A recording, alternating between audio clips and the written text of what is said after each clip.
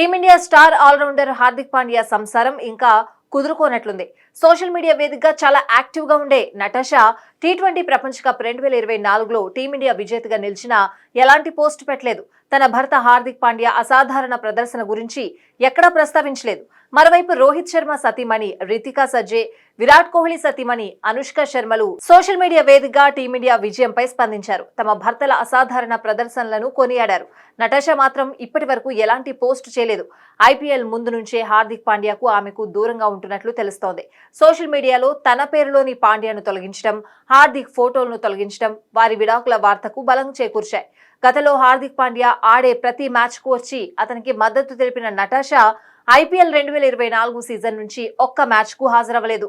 IPL సందర్భంగా Hardik పాండ్యాపై social media వేదికగా భారీ ఎత్తున ట్రోలింగ్ జరిగినా ఒక్క మాట అనలేదు. అయితే హార్దిక్ నటాషా విడిపోవడానికి ప్రధాన కారణం వివాహేతర సంబంధం అనే ప్రచారం జోరుగా సాగుతోంది. హార్దిక్ పాండ్యాకు తెలియకుండా నటాషా తన స్నేహితుడు అలెగ్జాండర్ అలెక్స్ ఎలిక్ తో సీక్రెట్ అఫైర్ నడిపిస్తున్నట్లు కథనాలొచ్చాయి. బాలీవుడ్ గాసిప్స్ చెప్పే ఉమైర్ సంధు సైతం నటాషా సీక్రెట్ అఫైర్స్ పై సంచలన వ్యాఖ్యలు చేశాడు.